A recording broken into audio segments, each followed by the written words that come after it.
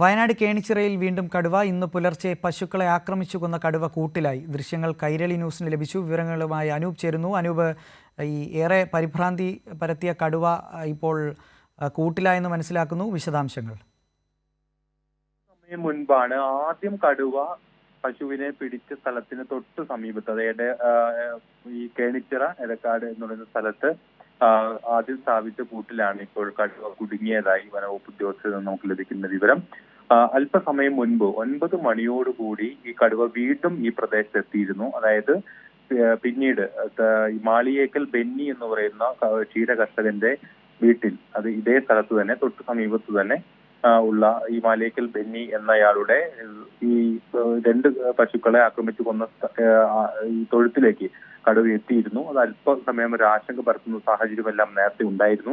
ഇവിടെ നിന്ന് ഇറങ്ങി കടുവ വലിയ ദൃശ്യങ്ങളിൽ നമുക്ക് മനസ്സിലാക്കാൻ സാധിക്കുന്നത് ദിവസങ്ങളായി ഭക്ഷണം ലഭിച്ചിട്ടില്ലാത്ത ഒരു അവശ്യ നിലയിലുള്ള കടുവയാണ് എന്നുള്ളതാണ്. അത് സ്ഥിരീകരിക്കുന്ന വിധത്തിലുള്ള ചില വിശദീകരണങ്ങൾ വനവകുപ്പ് നേരത്തെ തന്നെ നൽകിയിരുന്നു. 10 വയസ്സുള്ള തോൽപ്പെട്ടി 17 എന്ന് പറയുന്ന ഒരു ആൺകടുവയാണ് ഇത് എന്നുള്ളതാണ്. അങ്ങനെയെങ്കിൽ ഇര തേടാൻ സ്വാഭാവികമായും ഇത്തരത്തിൽ പ്രായമേറിയത് കൊണ്ട് ഇര തേടാൻ സ്വാഭാവികമായും ശേഷി നഷ്ടപ്പെട്ട ഒരു കടുവയായിരിക്കാം എന്നാണ് വനവകുപ്പിന്റെ പൊതുവിലുള്ള നിഗമനം. ഏതായാലും അതായിരിക്കാം ഇത്തരത്തിൽ കെട്ടിയിട്ട വളർത്തുമൃഗങ്ങളെ ആക്രമിക്കാൻ ഈ കടുവ വനത്തിൽ നിന്നിറങ്ങി ജനവാസ മേഖലകളിലേക്ക് എത്തിയത്. ഏതായാലും ഈ കടുവ ഇപ്പോൾ ദിവസങ്ങൾ നീണ്ട ഒരു വലിയ ആശങ്ക അവസാനിപ്പിച്ച് അത് വനവകുപ്പിന്റെ ഈ ശ്രമത്തിൽ അത് കുടുങ്ങിയിരിക്കുന്നു എന്നുള്ളതാണ് മനസ്സിലാക്കാൻ.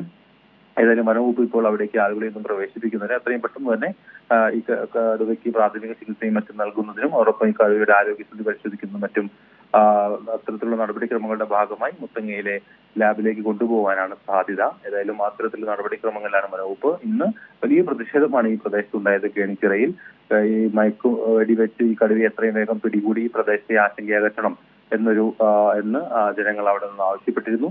അതിന്റെ അടിസ്ഥാനത്തിൽ വലിയ പ്രതിഷേധം നടന്നിരുന്നു. ഈ പശുക്കളുടെ മൃതദേഹവുമായി കേണിച്ചിറ ടൗണിൽ റോഡ് ഉപയോഗിച്ചുകൊണ്ടുള്ള പ്രതിഷേധമെല്ലാം നടന്നിരുന്നു. അതോടുകൂടി സർക്കാർ നിർദ്ദേശപ്രകാരം ഈ കടുവയെ മയക്കുവെടി വെച്ച് പിടികൂടാനുള്ള ഉത്തരവ് പ്രിൻസിപ്പൽ ചീഫ് വൈൽഡ് ലൈഫ് വാർഡന് പുറത്തിറക്കുകയും ചെയ്തിരുന്നു.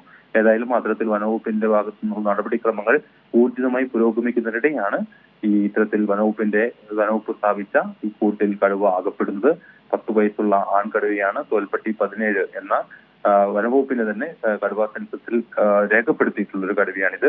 എത്രയും പെട്ടെന്ന് ഈ കടുവ ഈ പ്രദേശത്ത് നിന്ന് മാറ്റാനുള്ള നീക്കമായിരിക്കും വനവകുപ്പ് ഈ ഘട്ടത്തിൽ നടത്തുക. അങ്ങനെയെങ്കിൽ മുത്തങ്ങയിലെ ലാബിലേക്കോ വന്യമൃഗ പരിപാലന കേന്ദ്രത്തിലേക്കോ, പുതുതായി സ്ഥാപിച്ച വന്യമൃഗ പരിപാലന കേന്ദ്രത്തിലേക്കോ വനവകുപ്പ് ഈ കടുവയെ മാറ്റും, പ്രാഥമിക ചികിത്സ നൽകും. ഏതായാലും ഒരു ആശങ്ക ഈ പ്രദേശത്ത് നിന്ന് ഒഴിവാവുകയാണ്.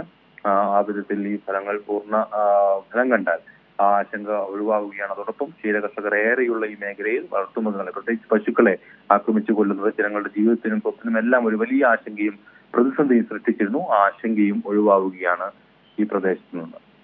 അനൂപ് സൂചിപ്പിച്ചതുപോലെ തന്നെ വളരെ വലിയൊരു ആശങ്കയായിരുന്നു വയനാട്ടിലെ ജനങ്ങളെ സംബന്ധിച്ചിടത്തോളം. കാരണം ഈ കടുവ ഭീതി പടർത്തിയിരുന്നു. എന്നാൽ ഇപ്പോൾ മയക്കുവെടി വെക്കേണ്ട ഒരു സാഹചര്യം ഇല്ലാന്നാണ് മനസ്സിലാക്കുന്നത്. ഇനി തുടർ നടപടികൾ എന്തൊക്കെയാണ്? ഞാൻ നേരത്തെ സൂചിപ്പിച്ചതുപോലെ ഈ ഇത്തരത്തിൽ കടുവയെ ഈ വിധത്തിൽ കൂടുതൽ സ്ഥാപിച്ചും മറ്റും പിടികൂടുമ്പോൾ അതുമായി ബന്ധപ്പെട്ട മാനദണ്ഡങ്ങൾ പാലിക്കേണ്ടതുണ്ട്. ആദ്യഘട്ടം മുതൽ ഈ ഇത്തരത്തിലൊരു വന്യമൃഗം, ഇത്തരത്തിൽ കടുവ പോലുള്ള വന്യമൃഗം ജനവാസ മേഖലകളിൽ ഇറങ്ങി ഇത്തരത്തിൽ ജനങ്ങളുടെ സ്വത്തിനും അതുപോലെ തന്നെ ജീവനുമെല്ലാം ഭീഷണിയാവുന്ന ഒരു സാഹചര്യത്തിൽ ഈ കടുവയെ സ്ഥിരീകരിക്കുകയും അത് സംബന്ധിച്ച് ഉള്ള സ്ഥിരീകരണങ്ങൾ നടത്തിയതിനു ശേഷം മറ്റ് നടപടിക്രമങ്ങളിലേക്ക് സ്വാഭാവികമായും വനവകുപ്പ് കടക്കുകയാണ് ചെയ്യുക. അതായത് ആദ്യം ക്യാമറകൾ വെച്ച് ഈ കടുവ തന്നെയാണോ ആക്രമിച്ചത്, ഈ കടുവ തന്നെയാണോ ഈ പ്രദേശത്ത് നിരന്തരമായി എത്തുന്നത് എന്ന് സ്ഥിരീകരിക്കലാണ്. അത് ആദ്യഘട്ടത്തിൽ തന്നെ വനവകുപ്പ് പൂർത്തിയാക്കും. ആ ഘട്ടം വയനാട് കേണിച്ചിറയിലും ഈ സംഭവത്തെ തുടർന്ന് വനവകുപ്പ് പൂർത്തിയാക്കി. അതിനുശേഷം കൂടുകൾ സ്ഥാപിച്ചും അതും ഫലം കണ്ടില്ല എന്ന് വരുമ്പോഴാണ് വനവകുപ്പ് സ്വാഭാവികമായും മയക്കുവെടി വെക്കാനോ അല്ലെങ്കിൽ മറ്റിതര മാർഗങ്ങൾ ഉപയോഗിച്ച് ഈ കടുവയെ പിടികൂടുന്നതുൾപ്പെടെയുള്ള നടപടികളിലേക്ക് കടക്കുക. ഏതായാലും അത്തരം നടപടികളിലേക്ക് നീങ്ങേണ്ട ഒരു സാഹചര്യം ഏതായാലും ഇപ്പോഴില്ല. ഈ കൂട് വെച്ച് കാടിന് സമീപത്ത് ഈ കൂട് വെച്ചത് ഫലം കണ്ടിരിക്കുന്നു എന്നുള്ളതാണ് നമുക്ക് മനസ്സിലാക്കാൻ സാധിക്കുന്നത്. 9 മണിയോടുകൂടി ഈ പ്രദേശത്ത് കടുവ വീണ്ടും എത്തുകയും അതായത് ഈ നേരത്തെ ആ കടുവ കൊന്ന പശുക്കളുടെ മൃതദേഹം കിടന്ന സ്ഥലത്തേക്ക് എത്തുകയും ആ പ്രദേശത്ത് ഈ ഭക്ഷിക്കാൻ ഉള്ളൊരു ഒരുപക്ഷെ അതിനായിരിക്കാം ഈ കടുവ ആ സമയത്ത് എത്തിയത്. ഏതായാലും പെട്ടെന്ന് ഈ സ്ഥലത്ത് ഈ കടുവ വീണ്ടും എത്തിയത് ഒരു വലിയ ആശങ്കയ്ക്കും പരിഭ്രാന്തിക്കും എല്ലാം കാരണമായിരുന്നു.